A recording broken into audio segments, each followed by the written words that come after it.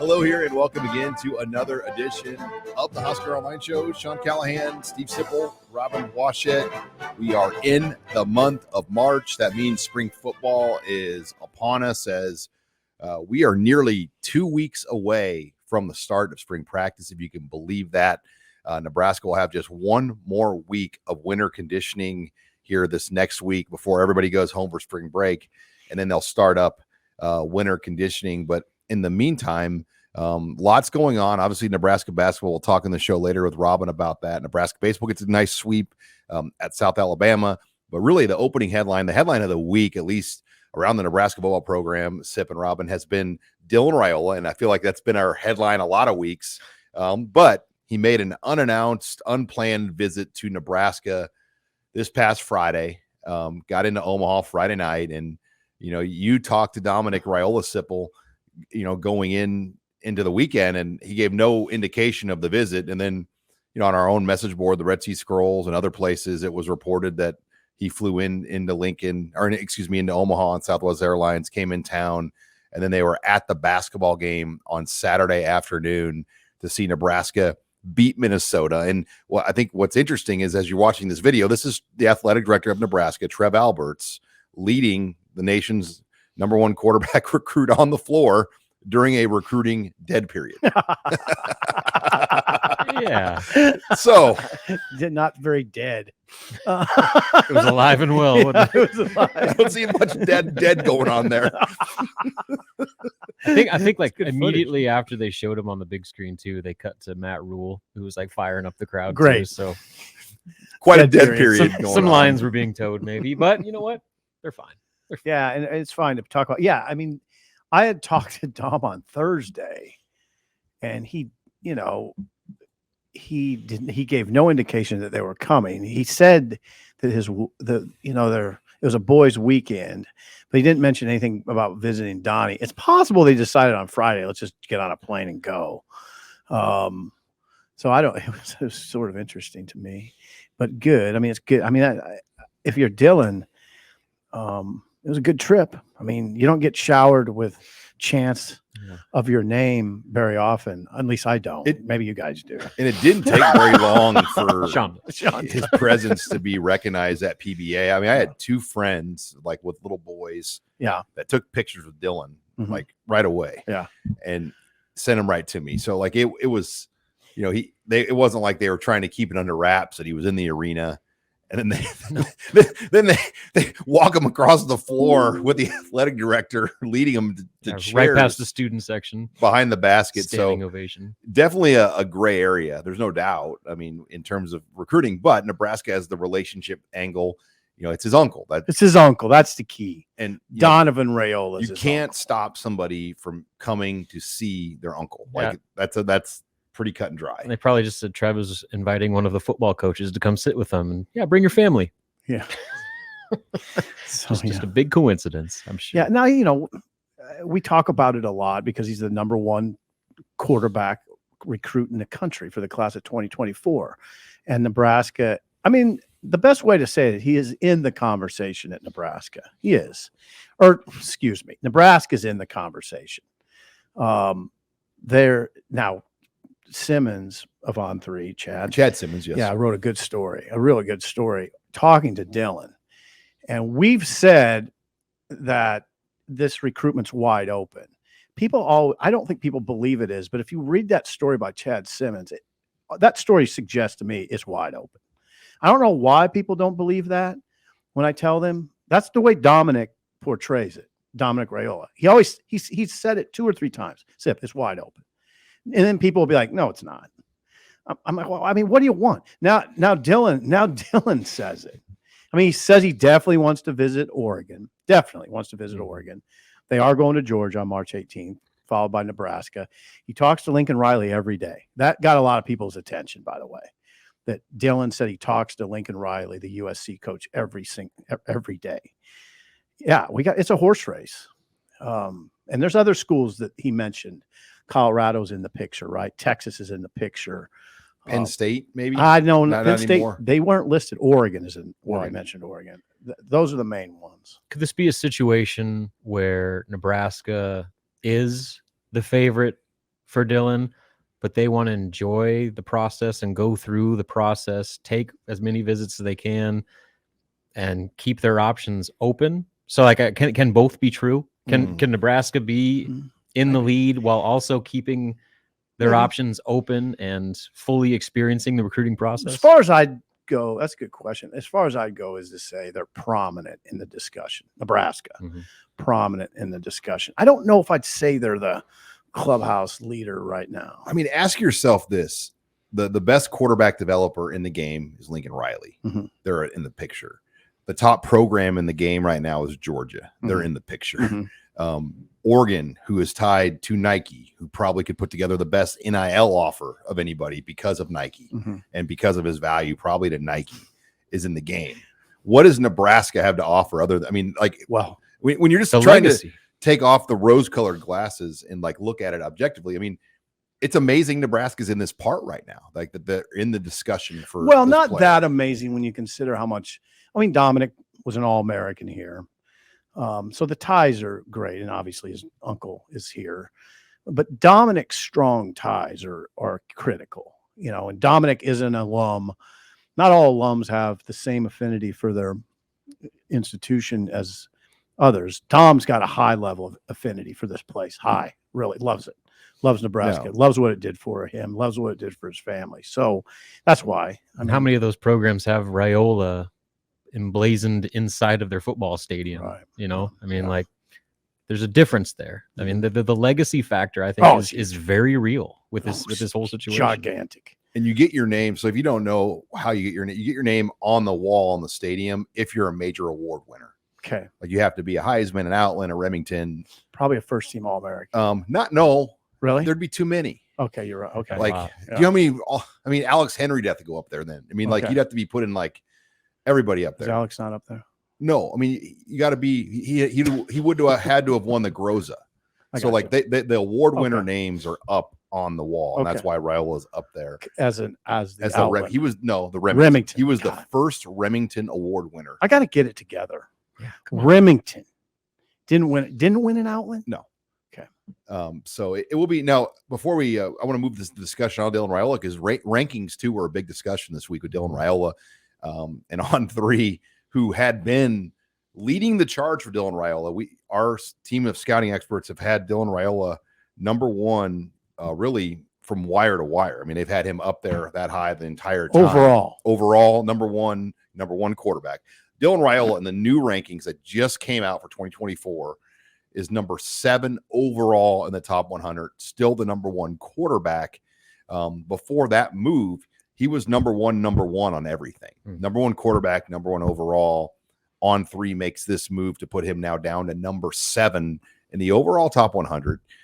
So that got my attention a little bit. And it's not the writers that do, like Chad Simmons and guys like us. We have nothing to do with the rankings. Like there's an independent team of scouts that handle the rankings for On Three, that put it together. Guys with college recruiting backgrounds that worked in college recruiting departments and other areas of background that do this, and they came up with that. So kind of controversial because On Three had him out number 1, and we really don't know why he dropped. Like, what was the reason that dropped him from 1 to 7? He still is the industry number 1, which when you add it all together, he would still be the overall number 1 in the consensus/industry ranking that we do at On Three. Yeah, and you can't. It's not like, I don't know if it would do anybody good to interview that independent group of scouts and get a reason why. I don't think that's I don't think it would be a good idea. That's my take. To get a reason why. Why would he drop 6 spots? He's still number 1 quarterback. That's the thing. It's not like he dropped down to number 7 quarterback. How rare is that when the top quarterback is that far down the overall rankings? I mean, that you usually think like top 3, right? Minimum. That's what I would say is the aggressive move, is like to move him down from 1 to 7. I mean, in that world of where he was at, the 1-1, number 1 overall, number 1 quarterback on everything, to go from 1 and then to 7, that's significant. That's a pretty big drop. And, you know, it will get now. Will the other services make changes? Will Rivals? Will 24/7? Will ESPN? What will their updated rankings look like?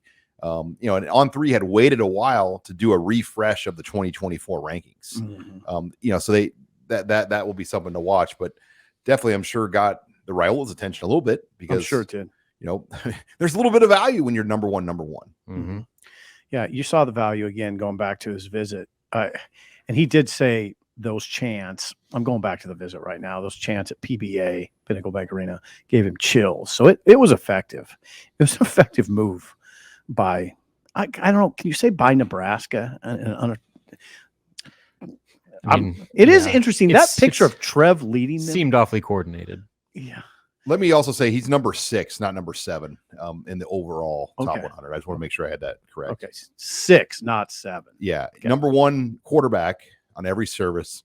He's number 1 overall player on every service, but now on 3 has him number 6 in the overall. Do you think there's value for not being number 1 overall? I mean, I'm talking like long-term here, like wherever he ends up at school, being the number 1 player overall in the country and the pressure and expectations that come with that, as opposed to being the 6th. You could overall spin it player that way to the Raiolas. Yeah, sure. Look on the bright side. Well, I mean, no, you're right. That's rare territory when you're number 1. Yeah, you're the number 1 player in your class. Mm-hmm. Like you're expected to come in and like be the savior, change it around. Yeah, I mean, there's still a lot of pressure. Don't get me wrong, being number 1 QB and 6 overall, but there's just something about the stigma of being the guy, the number 1 guy. Oh, I think there's something to that. Maybe long term, you can make the case it could be beneficial for him just to take some of that pressure off a little bit when he does go to college. Yeah, I agree. I think it does actually take a little bit, even if it's a small degree, it's significant. Yeah, it's a small degree, but it's a degree. You're listening here to the Husker Online Show. Lots to talk about in this show. We're going to hit Nebraska basketball later in the show with Robin, as it was a tough night at Pinnacle Bank Arena on Tuesday, but still, it's been a great run for Hoiberg's squad. And we'll talk about the Iowa game coming up on Sunday. But in our next segment, we're going to talk NFL Combine. That's taking place right now in Indianapolis. And then we'll talk about some of the guys that aren't at the Combine for Nebraska that are hoping to keep their name on the radar and have big pro days. That's all next. You're listening here to the Husker Online Show. And welcome back here to the Husker Online Show. Sean Callahan, Steve Sipple, Robin Washett, as we talked plenty of Dylan Raiola. I feel like that makes the show every week, which it should. But this week, guys, NFL Combine going on in Indianapolis. You'll have 3 Husker players at the event: wide receiver Trey Palmer, tight end Travis Vokalek, edge rusher O'Shawn Mathis. Some noticeable guys not in Indy for Nebraska: Caleb Tanner on the edge, Garrett Nelson on the edge, and then a former Husker of intrigue that will be at Nebraska's Pro Day, I believe, Sip, Damian Jackson. Oh, yeah, he'll be there. And he's been doing his training in Lincoln to be a long snapper at the next level. He's really training. I mean, he goes to Phoenix to get specialized training, goes to Wisconsin to get specialized training, has Chris Slatt. He's coached Slatt up on what to look for, hand placement, how the ball leaves his hand, if it's off a little bit. Slatt's had to get well versed in that. This is a 30-year-old who's trying, 30-year-old former Navy SEAL who's trying to make the NFL as a long snapper and is putting everything into it. It's going to be an incredible movie if he makes it reminds you of the movie where Mark Wahlberg is the bartender and just tries out for the Eagles and makes it. I mean, yeah. What movie is that? Invincible. Yeah, Invincible. I saw that. Never watched Vince Papali. It's not the greatest cinematic masterpiece you'll ever see, but it's pretty good. But this movie, the Navy SEAL having friends in combat and what he went through, and then the way he was turned down and he waited for Mike Riley in the parking lot. And I mean, I think he's got a legit chance to at least get a look. I think so. I mean, he's putting everything he has into that. And he's training 4 days a week with Chris Slatt, as is Caleb Tanner. Caleb Tanner's interesting. You said edge. I don't know. I think he projects linebacker. Yeah, definitely linebacker. I think what hurt him. I mean, maybe I don't like to say hurt him because he was a very productive player, but I think he was a little out of position. I think he could have played like a Sam type linebacker or even an inside. Yeah, even an inside linebacker. I think he could do that. And I think at the next level, he projects as a linebacker for sure. Not an edge. He's not big enough. Now, Robin, what's the schedule for Combine this week? All right. Well, it started already. They're doing like Interviews. team interviews, measurements, all that sort of stuff. That started on Monday, but the actual on-field drills start Thursday, coincidentally with defensive line linebackers. So a lot of those names you just mentioned are going to be right out of the gates. Those start, I believe, 2 p.m. Central. So that would be O'Shawn. But the other guys aren't in the combine. Right. O'Shawn. Thursday. O'Shawn. When's Trey Palmer? Receivers go on the 4th. So what would that be? Thursday? No. Today's the 1st. I don't know what day is today. Whatever. Saturday. March 4th. I don't have a calendar. Yeah, you were up till 3 o'clock last night. Yeah, I know. I was a covering late basketball. night last night. But Saturday's the 4th. so they go quarterbacks, receivers, tight ends, all on March 4th. Okay. So the days to watch if you're a Nebraska fan, Thursday for O'Shawn, but really I think the big story for the combine for Nebraska is Trey Palmer. What will he run? Will he have the fastest 40 time at the combine? I think he's going to have a chance. Jeez. You think he could have the fastest one? Have you ever seen a guy? I mean, look at Iowa's defense. Who runs away from that defense like that? Nobody, because they're schooled not to let you do it. He still outran them. Yeah. Like Ohio State didn't run away on Iowa like that. Purdue is the game that like opened my eyes when he was just running by those corners. It was like a video game. I go, what'd you tell that guy? He goes, I said, dude, you suck. Told a corner that. Dude, you suck. So if he runs the fastest 40, that's sort of reminiscent of Fabian Washington, right? Fabian Washington, the former Nebraska corner. I think he ran the fastest 40 at the combine back in history at that time. It was 2000, Early 2004. 3 or 4, yeah. Well, 5 actually, because he played Was it 1 5? year for Callahan. Didn't he play he played the 04 year for Bill Callahan. Okay. That was back when you could still scoop people on things. I always remember that quick story. I was laying on my couch on a Sunday night. And Fabian Washington called my cell phone and said, "Hey, I got some news for you. I'm going to the NFL." I was like, "Oh man, I'm off today. I'm gonna have to do some work here." I'll get to it tomorrow. Fabian just called with the news, and then he goes out and bangs out that low 4s 40. Now, Sean, that'd be amazing if Trey Palmer did that. That'd be amazing. He's for sure 4 threes. threes. He's for sure 4 threes. Like, he's got to go do it now, though. He's got to go do it. That's his game, man. He's a sprinter. Yeah, and his game is the part of his game is he's an ultra confident guy. Like, he's not going to freeze up. He won't freeze up. Intimidated by the moment. No, he loves it. He loves it. Like, he's gonna run. It's just gonna look so smooth. Like, when you see those sprinters and you can see their mouth, it's like, just that. I didn't know that, but yeah. Now that just when you see like a really fast guy and they just look so fluid, I mean, that's what he's gonna look like, and you're just gonna be like, they're gonna be like, whoa, yeah, that's gonna be interesting. And then Vokalek. He goes on Saturday as well. Okay. To me, seems like a back end of the draft guy. Sure, I agree. 6th, probably 7th if he gets drafted. Yeah, I think that Vokalek's a 5th round, 6th round guy. O'Shawn, same, 5th right? round, you think? It'd be high. That'd be a high upper end. What about O'Shawn? I think O'Shawn's a 5 to 7, 5. Yeah, I've seen some people say he could be as like high as the 3rd round. O'Shawn, depending on what he does at the combine. That's surprising to me. So, I think he's a good player. Something to watch. I mean, if he goes out there, he's a freak athlete. Like, I would not. I don't know. Is he a freak athlete? He was at good. TCU. Yeah. I mean, you saw like when they actually could rush the quarterback. Watch like that the Iowa game. He had 9 pressures Yeah, in that watch game. that Iowa game. Okay. How many games were they in 3rd and long where they could just send him? I am not suggesting. Don't hear that I don't think he's a good player. I do. But when I think of freak athletes, I think of Randy Gregory. And I thought maybe O'Shawn Mathis would Clowny. be. Yeah, that's how. Now, Rob, all due respect. He's not in that right vein. That's when I think of freaks.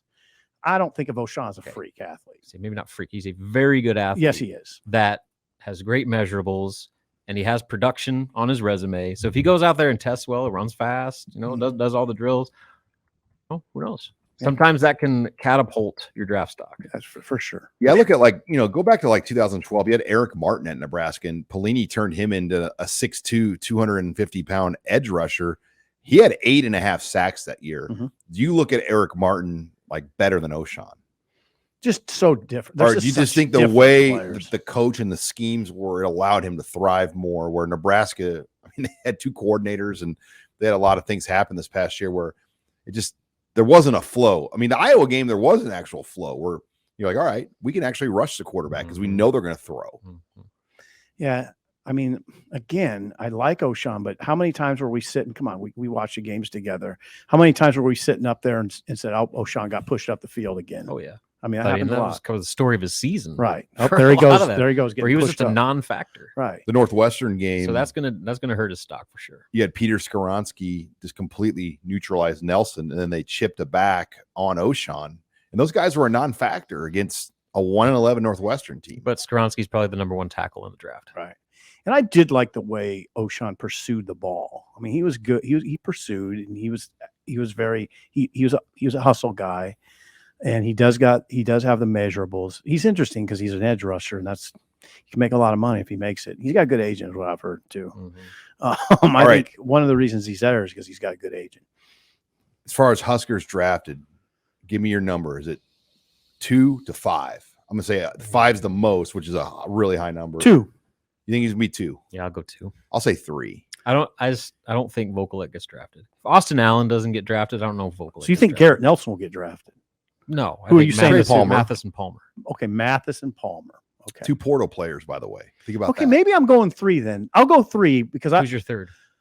Mathis, Palmer, Vokalek. Vokalek. Yeah. No G. Nelly. I mean, I wouldn't be surprised if Vokalek gets drafted. I don't know. G. Nelly will be a priority free agent. Strikes me as a right away. Yeah, priority free agent. Remember the pre-Twitter era having to chase down all the Yes. free agent signings? It's a mess. How you'd have to call every guy and track them down after the draft. Yeah. That's a night I don't There's these miss. random team sites. I remember there's a Patriots blog that was the best resource for that. Really? Yeah. Don't have to do that anymore. Guys like us and Christopherson, we'd have to tackle all these free agent signings. Yeah. Well, am I missing something? Why don't we have to do that anymore? Because It's the Twitter. teams and Twitter, Schools tweeted out. it just gets done immediately now. They just have it out. I got to get with it. We don't have to make those calls anymore. Just in general. Kind of. I mean, you have to kind of figure out if a guy doesn't get drafted, are they going to get signed to a free agent deal, which means they're given a training camp spot. They're given one of the 90 spots, whatever it is, or do they get an invite to the rookie mini camp? Big difference. With the chance to try out to get a free agent deal, which if you're Craig Doman, JoJo's dad, the sports agent, said if you get one of those, you got a 1 in 20 to even make a camp. So you almost don't want to be drafted in the 7th round. No, you do, because you get money, you get more signing There's bonus. guarantee. Oh, God. But you hear different opinions on that. But if you signing don't bonus get drafted, money. you can pick. You and your agent can find the best situation for you to make the roster. See, Luke Gifford, if he was on this microphone, would say, "No, Sean, you prefer not to get drafted." He knew in the 6th round he was going to the Cowboys, and he didn't want to get drafted in the 7th round. So I don't know, Sean. There's different opinions on that. Well, the money, you'll get more guaranteed signing bonus money as a draft pick versus a free agent, and so the upfront guarantee is greater with being drafted, but your long-term potential of making the team and having the best chance to actually play is probably higher if you get to pick your spot. look at JoJo. He made an active roster undrafted. Yeah, He got Luke Gifford. JoJo Luke Gifford's got a team captain now. for the Joe Cowboys. Stanley Morgan. Stan Morgan. JoJo got royally screwed. I mean, he played in every game this year for the Colts, didn't get drafted. What do you mean? Just the fact that he didn't get picked. I still don't get that one. Yeah. Other than his age. Yeah, he was good. I mean, he was productive. Yeah. I mean, the Ohio State film would suggest draft pick, right? Just that Ohio State His film. age and injuries. Yeah. What was he? 24. Ah, that's age. He's an old man. The stuff like that's hard to overcome in draft world. Yeah. All right. When we come back, we're going to talk Nebraska basketball. It was 26 minutes of brilliance, followed by 14 minutes of some of the best basketball you'll ever see Michigan State play. We'll get Robin's thoughts on that next. You're listening here to the Husker Online Show. And we're back here on the Husker Online Show. Sean Callahan, Robin Washett, the legendary Steve Sipple. Let's ease off on that a little bit. Husker basketball falls, God. Robin, 80-67 to Michigan State. We saw 26 of the best minutes of Nebraska all season, maybe 26 of the best minutes of the Fred Hoiberg era. We had showmanship. We had Tominaga, just the flair that he Nice brought. job. What's that? Nice job. Did I get it right? You got it right. Okay. I got to slow it down. Slow it down. But then it turned. I mean, Michigan, I don't know if I've seen a team shoot like It was that incredible. in PBA. I haven't. Have you? I mean, it's I've never hard to seen a team make 12 to 17 3-pointers and a half. Hard to do on air. Well, for one, Hard to do on air. no one has ever scored 58 points in Pinnacle Bank Arena. So in a half. in a half. Yeah. Well, no, they scored 54. 54. Yeah, whatever. No, so nobody's ever done that. No, that was the It's PBA a record. big half. I'd be curious, like Michigan State in a Big Ten game, how many times they've done 50 and a half. Well, sure, and they just lost. They just scored 100. Yeah, that was overtime though. Yeah. I think they maybe they didn't get 50. Either way, Yeah, they had. To it get was close. the 16 made 3-pointers, tied the PBA record. So I mean, like, and they had 4 in the first half. So it's a record performance. So yes, in a couple of ways. Jeez. And I mean, just the way that game changed. I mean, things were kind of starting to get a little evened out at the start of the second half, but Casey hits that 3-pointer. Sean, how much time left? 14 minutes. 14 14:01. minutes. They got it back to 10. Michigan State had chipped into it, and then 45, Nebraska 35. punched back, got it back to 10. And you're like, okay, Yeah. they survived this thing. Right. They're gonna. Because that's what they had done in this all month. I mean, there'd been little runs where they'd been controlling, and then the other team makes a quick run. Nebraska finds a way to answer, and they put the game away. Well, it didn't happen this time. In fact, it completely imploded to where I think just the totality of the way Michigan State was shooting the ball. I mean, when you come out and hit your first 5 3-pointers, that shook Nebraska a little bit to where, yes, their closeouts were a lot slower than they were in the first half. And in the first half, they were defending on the perimeter as well as they had all season for that first 20 minutes. But when the shots started falling, their steps were a little bit slower. Michigan State was making some tough looks. And I think all of that combined for Michigan State just gaining unreal confidence. And then the inverse for Nebraska, where they started doubting themselves. And then that impacted their play offensively, where they weren't getting stops. And there was so much pressure on them on the other end of the floor to score and keep up that there was a lot of self-inflicted mistakes. They were taking bad shots, missing open looks, turning the ball over. They had 8 of their 9 turnovers in the second half in the last 11 minutes when things started falling apart on them. So they missed 10 of their final 13 shots in that stretch. So they made 3 field goals over the last 14 minutes. I just tip my cap to Michigan State. I really do. I mean, they're they're a team built for March. They always are. Yeah. That's what Michigan State is. Yeah. And so that's what they do. And to think Nebraska was just going to blow them out. I thought they might be. I thought Nebraska beat them. I didn't think they'd blow them out. I didn't pick them to. Yeah, I picked them to win, but like by 2. So like I was startled by the second half. Yeah. Now I will say this. I think everybody was. Michigan State did at East Lansing. Michigan State played about as well as it could play for a whole game and beating Nebraska by 18. They might just have Nebraska's number a little bit. Bad matchup for them. Yeah. Well, I mean, how many guys on Nebraska's roster would Michigan State even recruit? Fair question. Like they recruit Greasel, wouldn't they? Maybe not. Okay. I mean, you're talking about Tom give me Walker. Okay. I Okay. mean, like maybe Give like me- a portal candidate. But Give me like, Jamarco out of high Slade. school. is Derek Walker going to play over Matty Cisco? I mean, Matty Cisco's a 6'11" 5-star. their 5 are better than Nebraska's 5, but that's where the coaching good of point. Hoiberg, his strategizing. I would say maybe Tominaga. Okay. yeah, if Just to have that shooter. if Yeah. Casey win in the portal today, right now, Oh, he'd like, be a hot commodity. can you imagine Hot like commodity. the brand value he'd have and people would want him? But I don't think that's even on the table for him. I mean, like he's not looking to No. win the NCAA tournament. He's looking to try to make the NBA. And he's got a coach that has a long history of putting guys in the NBA, even here at Nebraska. So Yeah, he does. that's not the issue with that situation if we're changing course here. But yeah, so that Michigan State game, or Michigan State is a tough matchup for him, especially this time of year, man. Like that's what Tom Izzo does. He gets his team playing their best basketball at the most opportune time going into March. And so they were coming off a gut-wrenching loss at Iowa where they gave up an 11-point lead in less than a minute. It was At talk the about- end. Talk about record-breaking. So they came in with a lot to prove. And that first half, the emotions, the way Nebraska was playing, just the scene at PBA, that was pretty special first 20 minutes. But Michigan State's too good. They weren't just going to lay down. And they came back and started off unreal. And Nebraska, for the first time since they kind of had this late season turnaround, did not handle adversity the right way. Like I said, it all kind of compounded on them to where there was just a snowball on both ends of the floor when things stopped going their way. I just give a lot of credit to Michigan State. Yeah, they're good. I mean, they hit their first 4 threes out of the gate in the second half. First five. And so they put Nebraska on the heels a little bit, although like you guys mentioned a couple of times, Casey hit that 3 to go up 10, and I thought, okay, they should be okay. You're up double digits with 14 minutes left. It's a good spot. And that's why I give Michigan State a lot of credit, because after Casey hit that, they kept coming. They just kept didn't coming. stop. No, they really did. That's where I think it shook Nebraska to where, again, like they've had those moments before, but they've always been able to shut the door and finish it out. This league, we say it all the time, but God, it is a bear. It is. There might be more parity this year than there has.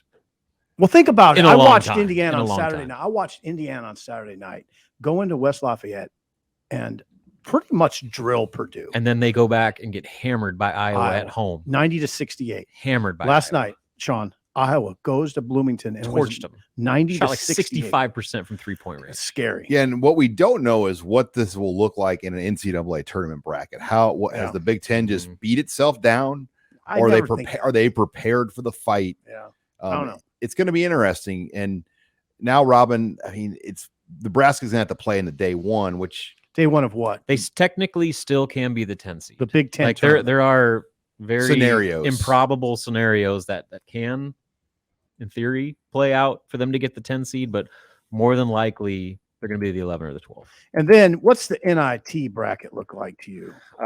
Right now, I think they're on the outside looking in. Going into Michigan State, they were firmly in the bracket, but now you don't have to be 500, but you kind of have to be. Like Nebraska's resume, as strong as it is with the quad threes and the strength of schedule, is not good enough for them to be sub 500 and make the tournament. It's because there are a lot of other good teams with equally strong resume that are also in that conversation. So right now, I think Nebraska, for them to make the NIT, they have to either A, beat Iowa on the road, or win 2 games in Chicago.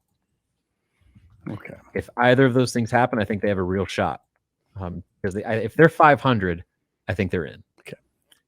They can get in though under 500, right? I mean, they technically can, but as I just explained, they will probably not, just because like their resume. You have to have like a freak resume to do that, like a whole bunch of quad 1 wins, but like too many losses, that sort of thing. There's going to be a lot of ACC teams that. Yeah, I mean, North Carolina is going to be in it. I mean, the ACC.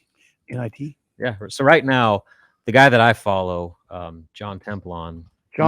He's like the Joe Lenardi of NIT bracketology. His 1 seeds for the NIT are North Carolina, Arizona State, Michigan, Oklahoma State.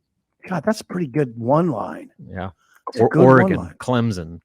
I mean, so Florida. Like go down the list of Penn State's in the field. So I mean, like there's teams that Nebraska, like I said, they've got a good resume, but it's not good enough to be sub 500 and make the field, in my opinion. And what do you think for Sunday at Iowa? Early take on that matchup. I think they're going to be heavy underdogs. 10-point dogs. Iowa's averaging like 100 points a game the last few. What they did at Indiana was incredible. That comeback against Michigan State was incredible. They are riding as high as any team in the conference right now. It's going to be at home on senior night. Nebraska never plays well in Iowa City. At least they haven't in a long time. They're coming off a gut punch of a loss in their own right. It's going to be a tall task. So, I mean, keep in mind, rule it out. They beat Iowa by 16 earlier this year, but that was a long time ago. You know what? They dominated that game. They did.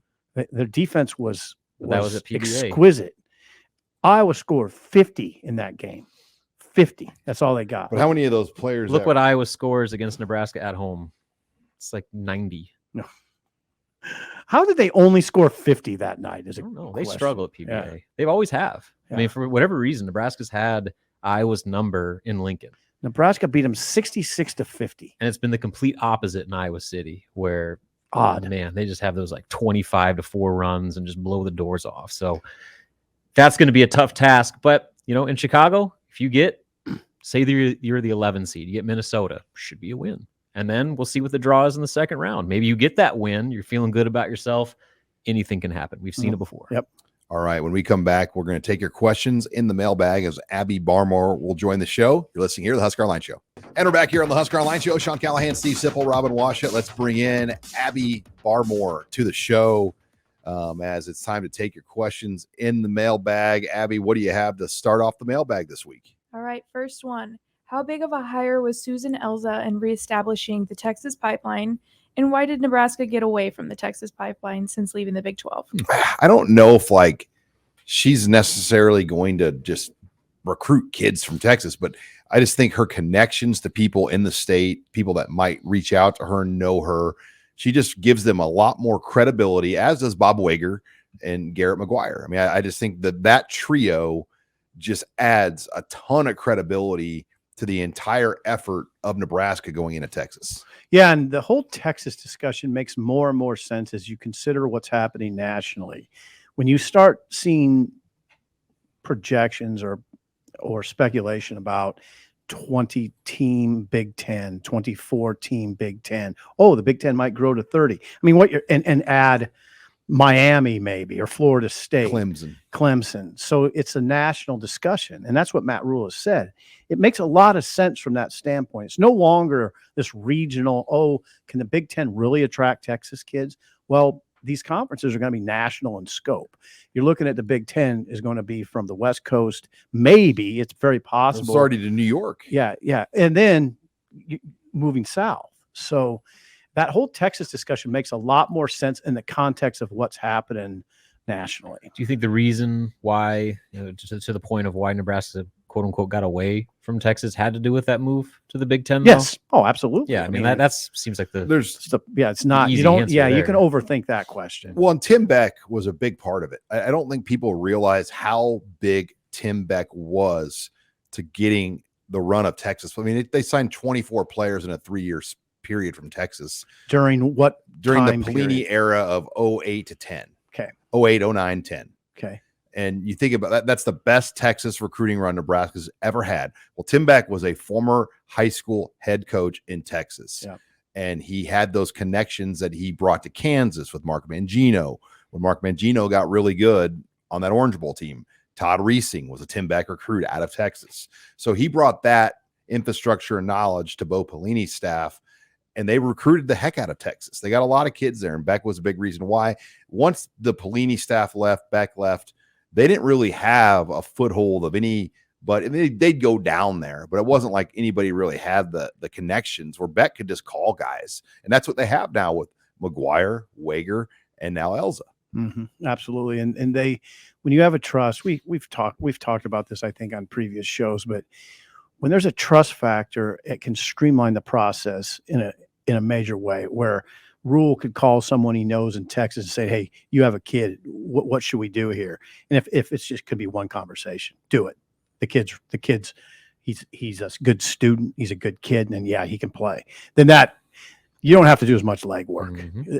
It's all, to me, it's largely about time management and time efficiency. All right. What do you got next, Abby? Based on how Matt Rule has done it at his previous colleges, has there been any indication of how the spring game format is going to be? No, God, no. I have no idea. Yeah. I think you got to wait to see what your roster looks like. You got to wait to see what your lines look like. Impacted that. Yeah, you have to look. You really have to see what how your lines stack up. I mean, we talk about maybe they don't have enough depth up front. Well, that directly impacts your spring game. Remember when they had like 3 or 4 available cornerbacks that one year, and they had guys playing both ways? Yeah, how can you have a game like when you have that? So that's very much to be determined. But I have little doubt they'll make it as entertaining as possible. They'll find ways to make it worthwhile. Things I don't like at spring games when they thud and they don't tackle. Oh, it's terrible. That's the worst. Two-hand touch. And then the other thing is, I'm not a fan of like unorthodox scoring methods. Like, it's like where the defense can score points with like sacks, and it's terrible. It's depressing. Especially in this market where we cover it like it's a Super Bowl. And then when you get up there and they don't kick off and they're not tackling, and you're still supposed to, hey, Sip, can you kind of assess what just write happened? a gamer. Oh, How'd you think God. Casey Thompson looked with his 2 pass attempts? Yeah, I will assess this. Okay. Yeah, but you have to try. And then we come up here and talk about it. So I hope they do something that's worthwhile. Yeah, and you think about like those Boy, I sound old those sometimes. gimmicky scoring games. One year it was Patrick O'Brien, and he comes in and all he had to do was like throw it away, and his team would have won the game. Yeah, I Instead, he remember that. threw an interception, and To a walk-on, right? I remember Keyshawn Jr. ran like the wrong route, and it was. Sean's just throwing people under the bus And left then and right. that interception led to the O'Brien team losing the game, where if he just would have taken the sack or Yeah. thrown it away, they would have won the game. I'll never forget Keyshawn Sr. was on the field, like, talking to his son, Huh? like coaching him on that. But yeah, There was a big posse. He had a big posse there, Yes, he Keyshawn. did. oh yeah. It was that's what I remember about that game. It was a pretty impressive Keyshawn Johnson, like bunch of people there. That was the last time we saw them, really. Yeah, it was incredible, really. Boy, the memories. What a moment. The memories. Nebraska. What do you got next, Abby? What has been your biggest surprise since Matt Rule took over as head coach? Oh man, I don't know if I'd say his accessibility, and how he's really accessible. We're gonna have another Robin. Did you tell Rob we're gonna have another shot at him Monday? He's gonna have a press conference with some guys. I don't mind saying that on the air. It's gonna happen. His accessibility and then the planned accessibility. He's going to be very available during spring ball, one time a week for sure, and sometimes 2. I wondered about it. I would say he'll be very accessible as a Nebraska head coach, which is a great thing. Just look And how he many podcasts he's done. he does a lot of that, and he makes his assistants accessible. I mean, what were we worried about or what we always worry about when they name a head coach? I wonder if he's going to cut down assistant coach availability. No, they're accessible. And he's on top of things. Like I ran into him and with my family after a basketball game, and introduced his wife and kids, and was very nice. And 10 minutes later, out of the blue, I didn't even know I had my number. He sends me a text saying He's on top like of things. he wants to have his hands on everything. He just said, "Hey, it was great to meet you and your family." Like he's got a presence about him. Just his presence at sporting events is what jumps out to me. Like he's going not just to basketball games, but gymnastics, tennis. I don't know if they've been to swimming, but they've been to about everything. And how many Husker football head coaches have been to a Nebraska tennis meet? Have you ever been to a Nebraska tennis meet? I even in my early daily Nebraska days, when we covered the Woody Greeno cross country invite, I never made it to a tennis meet. I don't even go to the basketball game. That's true. Pretty soon you're going to be saying, Sipple, you going to go to the football game this weekend? No, you're right. You know how you can swing this discussion though. And I mean, if they lose, people are going to say, what are you doing at that damn gymnastics meet? Get to the film room. It's all good right now. But if they lose a couple games, there'll be fans that say, what are you doing at the tennis meet right now? I'd just say it's this. Am I wrong? No, you're not wrong. Is that Debbie Downer? No, that's the You want to reality. shut off my That's microphone? Grumpy old man Sipple time. Everything's great when you're undefeated. Yeah. I would just say the overall That's right, though. Everything is great. structure Yeah. of how everything under Matt Rule operates. I mean, the fact that he reorganized the seating at press conferences. I know there were some comments about that because he didn't want to go side to side. He wanted to look straight at people. Yeah. Like that thing. I mean, like he is so meticulous with everything. And like that, I mean, just stuff like that immediately jumps like the out. equipment room. Me and Sean have talked about this. They have an equipment room at Hawks. at the Hawks Center, and I mean, under Frost, I guess the stuff was just strewn about. And then now you notice if you walk in there, everything is organized perfectly. You can just grab it and go. It's little things like that. And I think little things like that tend to add up. Well, and like I heard a story, I wrote this in Tunnel Talk about a month ago. Like he wanted to learn more about the ticket office. Yeah. And he went down and spent like 30 or 45 minutes around Holly Adam and her staff to study what they do in the ticket office.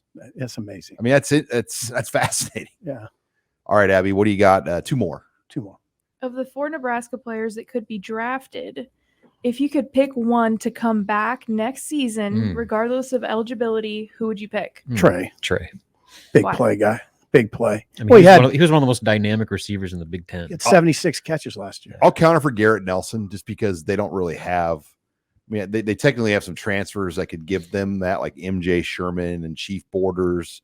You're banking on Blaze Gunnerson and Jamari Butler. But man, Garrett Nelson would really ease a lot of this defense right now. He would. Yeah. Not a wrong answer between those two. Right. But I would go with Trey. I mean, you're talking about a day 2 pick. Yeah. in the And, NFL draft. I mean, 76 catches, 1,000+ yards. How many TDs did he have, Sean? Was it 8 or 9? Yeah, nine TDs. Yeah, he was big time production. The most yards ever by a Nebraska receiver in a season. Yep. First 1,000-yard receiver ever. He's a game changer. All right. Final question, Miss Abby Barmore. If you could choose the artist that plays after the Nebraska volleyball game in Memorial Stadium, who do you pick? Well, that's a good question. The obvious answer would have been, I mean, just out of convenience, would be Jason Derulo.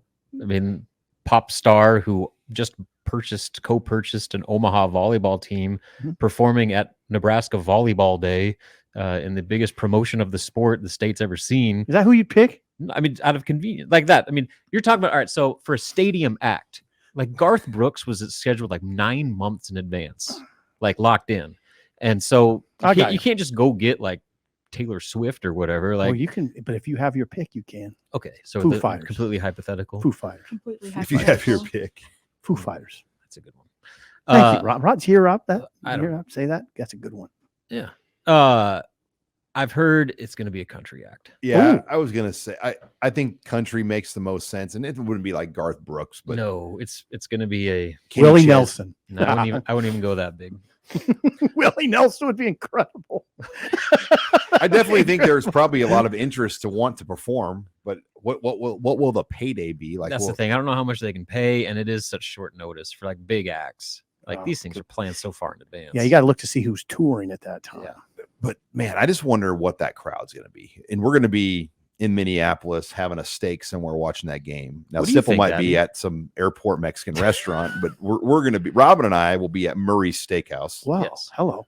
Abby, what do you think? You're the volleyball expert. I think that they're probably going to do a country act. I think if Jason Derulo makes sense, but if they got him in there would be some fans that would be like, "Who's this Jason guy?" Yeah, you're right. You're right. They would Abby. not love. That's it how they'd say as it, too. much. Hey, So- what about Like how those many basketball people do you conferences. think they'll draw to this event?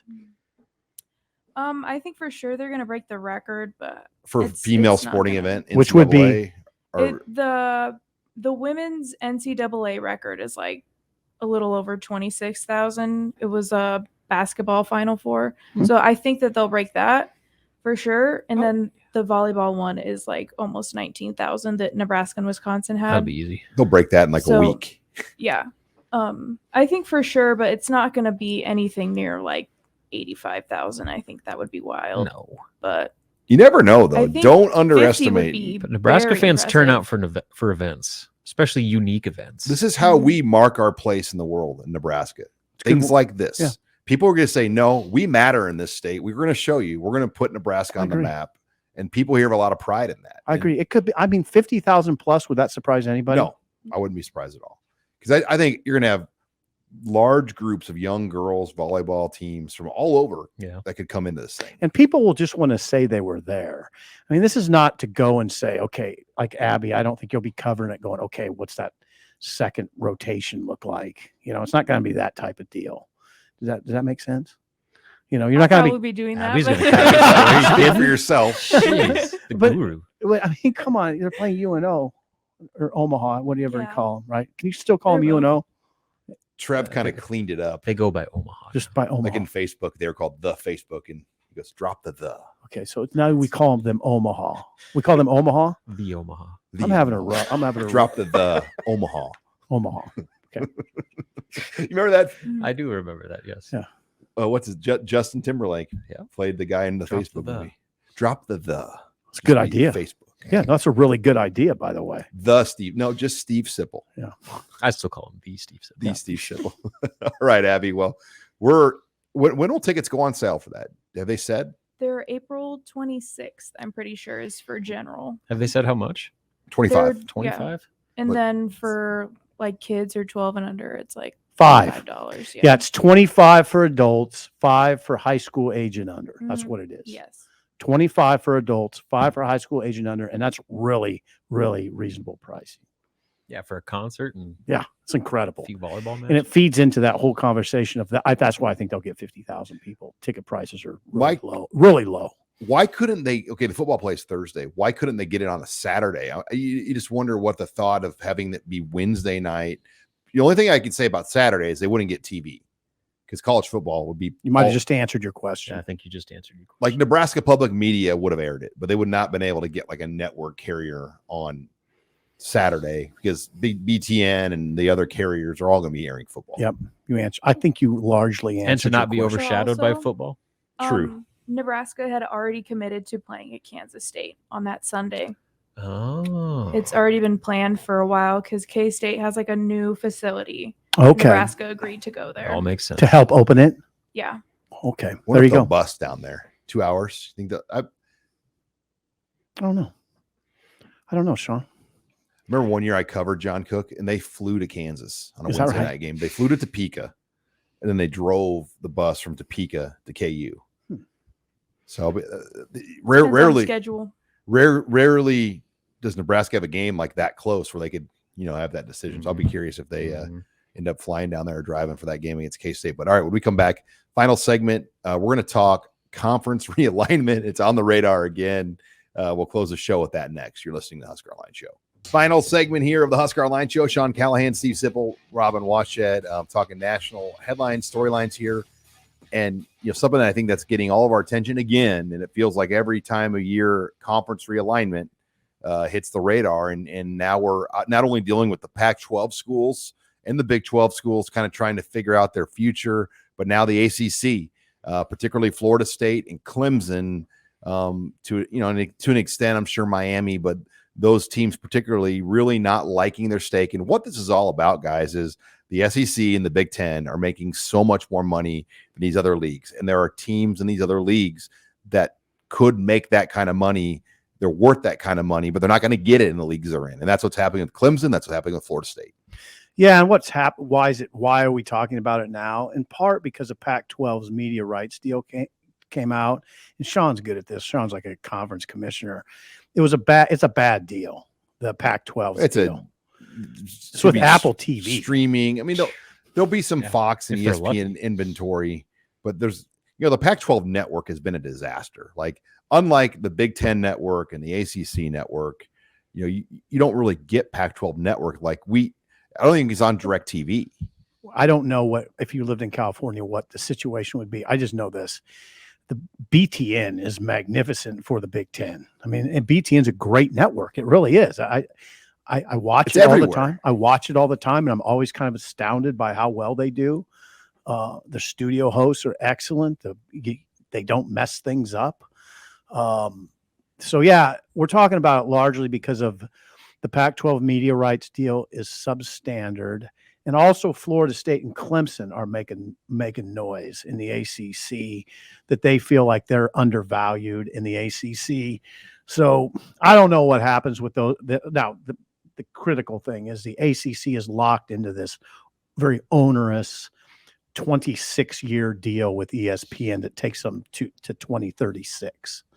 I think it's a 20-year deal that we're talking And they about. panicked and they signed this grant of rights agreement to keep everybody together. They, meaning the ACC and ESPN. Yeah. Or no, the ACC with the schools. Right. Yeah. And what this is it's about inventory, television inventory. It's a Fox versus ESPN primarily battle. And it's a war with these networks. Texas and Oklahoma were Fox properties with the Big 12. Well, ABC, ESPN has taken those away. So now Fox lost 2 pieces of real estate. How do you think Fox and the Big Ten want to fire back? They'd like to take Florida State and Clemson, maybe bring them to the Big Ten. You know how hard that is, though? It's very hard. It'd be a legal mess. Because of the grant of rights and everything that would cause. And ESPN does not want to lose that inventory. That's really what it comes down to. The inventory of a Clemson game, a Notre Dame game that they get on those channels because the ACC package and the Florida State games, those carry a lot of value. Even Miami and some of these other games, they still carry a lot of value. Right. We always throw that term around, grant of rights. What that means is they control your rights. What it means is, and you use the term they, you can't use the term they. The schools granted their rights to the ACC. That's when we keep saying that grant of rights. The schools granted their rights to the conference. The conference controls them. They did it. I mean, they kind of sealed their own deal. The schools did, and they felt pressure of conference realignment. And I guess, yeah. And not only, I mean, the fact that they went so long with the deal was 2036. onerous. I mean, they're in a fix in the ACC.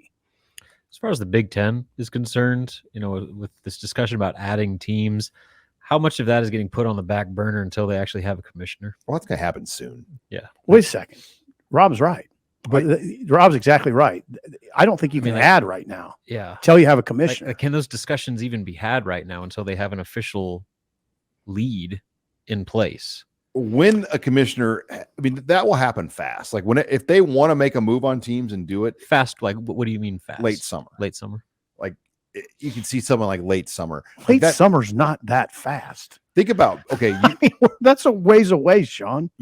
Yeah, but we're not talking about 2023 football season. We're talking about like 2025 or, we're years out. Like Oklahoma and Texas are still going to play another year in the Big 12. And they left over 2 years ago. Okay. It's almost amazing that Nebraska was able to exit the Big 12 like as swiftly as they did. May of 2010 or June of 2000, they went, and then they were in the Big 10 a year later, where it's not always that easy, as we're learning, because Oklahoma and Texas's street value is so valuable to Fox. Yeah. They weren't going to let them out of the Big 12 for anything less than what it cost. Yeah. Wow. I mean, what a shakeup. Because those 8 games that Oklahoma and Texas are on Fox for a year, it's about 8. That's huge. And those 8 games are going to leave Fox and go to ESPN. So that's what this is all about. It's not about geography. It's about money. It's about inventory, Fox versus ESPN. Okay. Wow. Yeah. And I think we're headed toward, aren't we headed toward like a 24-team Big Ten? Don't you think, Robin, it could be like an NFL where there's an AFC and an NFC and it's going to be the SEC and the Big Ten? Yeah. That wouldn't surprise me whatsoever. We're basically split Power 5. How many teams in each, though? The halves of Power 5 into 2 conferences. How many teams in each? Like 24? You can't go too big, I don't think, because then it just seems like it gets too complicated. So Oregon and Washington, let's just they make sense for the Big Ten. There's fat you can trim from the Power 5 level, I think. Oregon and Washington, maybe the Big Ten. Okay. Cal and Stanford, if the academic elitists have their way, they're probably in the Big Ten. Okay. And Notre Dame, if wants to go to the Big Ten, and they say, we'll go if Stanford goes, then Stanford would be in the Big Ten, right? Yeah, I suppose. I'm always amazed by when I still see speculation about Notre Dame going to the SEC. It doesn't seem like a fit. No. But I still see it. I saw it in an article yesterday. I'm like, Notre Dame to the SEC. It just doesn't. I don't see it. Money talks. The academic standards, though, of that league don't really line up. So you don't think Notre Dame and Mississippi State really line up very well? Sorry, no offense to the Starkville Vanderbilt's institution. That's their only one, though. Yeah. So no, Notre Dame to the Big Ten makes a lot of sense. If Notre Dame wanted to join the Big Ten today, they'd find a way to make it work. Yes, tomorrow. Absolutely. And I think Stanford would probably be included with them because the primary games for Notre Dame are USC and Stanford. And if they were both in the Big Ten, then you'd have Michigan, Michigan State, and Purdue and Northwestern, who already have history with Notre Dame. Mm-hmm. No brainer. It makes too much sense, but it's a matter of Notre Dame never has wanted to be in a conference. That's a part of their history. That being an independent is it's a huge part of their history. Like they're not going to give that up if they don't have to. Just got to wonder, though, how much longer that's going to be sustainable with just how massive the landscape is going to shift. 12-team playoff. What if you have 2 super conferences and those 2 conferences play for a national championship and everybody else is just on their own? Notre Dame would have to. That's what I'm saying. Like, they might not have a choice. If they blow up the current playoff system. Right. And to say we're going to make it like a championship, like a Super Bowl type thing. Yeah, I wonder, is this a pleasant conversation for people to hear? For some, no. But I think it's inevitable. So maybe not to like this degree. We'll see. But like, I don't know. Things have changed so much within the last couple of years. And I think that this thing is heading in a completely new direction. Like from the ACC, you'd have Florida State and Clemson with high value. Are you talking about Florida State and Clemson to the Big Ten? Yes. Okay. Or high the value. SEC, but I don't think politically the University of South Carolina or the University of Florida would want those teams in the SEC, but that doesn't necessarily matter because A&M didn't want Texas in the league either. Right. There are ways around that. But you look at Miami, you look at Virginia, you look at North Carolina, there's value in those teams. And I'm sure the Big Ten would be interested in those teams too. Mm-hmm. We're a ways off from this. I would add Miami gladly, though. This week can go down there. Just adding those trips to the docket. Well, now, wouldn't it be fascinating that we're taking maybe a season where we go to LA and Miami, right? Sign me up. Okay. All right. So that's what I'm saying. Like for some people, it's a pleasant conversation. Yeah. For others, it's difficult because it's completely putting the college football that they grew up on and know and love totally on its head. That long left the building years ago. That's though. what I'm saying. Long left the building where Those we are would like- just make It's day just trips. some people are gonna have to process. Day trips to Ames and Manhattan and Where me, you and Lawrence. Mike Babcock would ride down to Manhattan and drive back at the drive same back. day. Yeah. Yep. Drive. Day trip for a football game. Yeah, it was beautiful. But those days were beautiful. I mean, it was It really were. we enjoyed the Big 8 and the Big 12. All about money now. I mean, Yeah. it is. Like TV money. when you have Kansas versus Iowa State football games, they get that a Nebraska volleyball game draws a higher rating than that's a problem. Yeah, we always talk about. It's interesting. We always say, shouldn't college football have a commissioner? They do. It's the TV executives. We just don't know who they are. We don't know who the It's commissioners Fox are. and ABC. There's some powerful people that we don't even know who they A few are. people in the ESPN and Fox I- offices. If I had the time and the inclination, if I were a national writer, I would do that story. I would find out who are the two most powerful The college kingpins. football TV executives, and I'd like to know who they are, and they're pushing a lot of buttons. and profile them. I mean, there is a college football commissioner or commissioners. They're TV executives. That's who they are. That's what's driven all of this. Mhm. I mean, that money that's built everything and given everyone big pay raises. Mhm. That's why we are at where we're at. Mhm. Absolutely. Yeah. That's why Matt Rule's making an ungodly salary, right? It is. I mean, no fault of his. That's the system. That's the market. It's beautiful. That's why we're here. All right. Well, hey, lots going on. Nebraska baseball all weekend. Young Grant Hansen is going to be in Minneapolis, The youngster. covering the Vandy and the Old Miss, and they got 3 games. Hawaii too. Hawaii. So Yeah. those will take place in U.S. Bank Stadium where the Vikings play. Yeah. That's awesome. So How fun would that be? Grant's heading up there. I went on that trip twice to watch Nebraska in my early 20 days. Really? I saw- They weren't in that a was the dome. Metrodome, right? Yeah. Oh, were they in the Metro Dome? Oh, yeah. Saw that Jabba fun? Chamberlain pitch against Jeff Samardzija. You were covering it like a real No, writer? well, I covered one year. One year I went with Jeff Lisey, and we covered it together. Jeff Lisey did work for Husker Online years ago. He was an analyst for us. That's right. We drove up there together and covered it and hung out. Jeff's a baseball coach down in Omaha.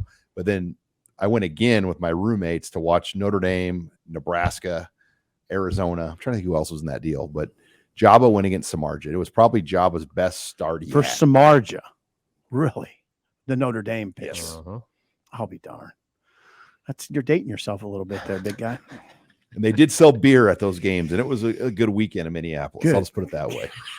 Good for you. No doubt. We had a great weekend. Ross, Metrodome. my buddies Ross and Jason, and we had about 8 guys that went up there. And Nice. Grant is traveling alone and staying near the Mall of America. So Is that right? he'll enjoy. Hey, Grant did ask me for Minneapolis tips, and I don't know what to say. Am I the person to ask that? drive around the airport and look for the Mexican restaurants. Yeah. What would you guys tell Grant? That's real funny, isn't it? What would you Dinky Town for college kids. Dinky Town. Go to Dinky Town. Yeah, I'll that's the like bar strip for campus, like where you got actually reasonably priced Yeah, restaurants and bars. It's where the action is, Dinky Town. and just walk around. Yeah. Plenty of stuff down there. So follow Husker Online. We'll have coverage of that. Nebraska basketball at Iowa. Robin will be in Iowa City, probably stopping to get a pizza at Wigan Pen. Wigan Pen. Absolutely. Say that name again. Wigan Pen Pizza, It's Iowa really good. City. Oh, God, Phenomenal. that sounds Hey, we good. got it on the way home. I know it sounds good. Elite. It sounds as good Matt Rowe right would now. say. Yeah, that was so good. Good job, Sean. All right. Well, thank you for tuning in. Make sure you download, subscribe to Husker Online on both YouTube, our podcast channels, and check us out online, huskeronline.com. We've got a great special, $29.99. We'll get you access to the site all the way until August 31st.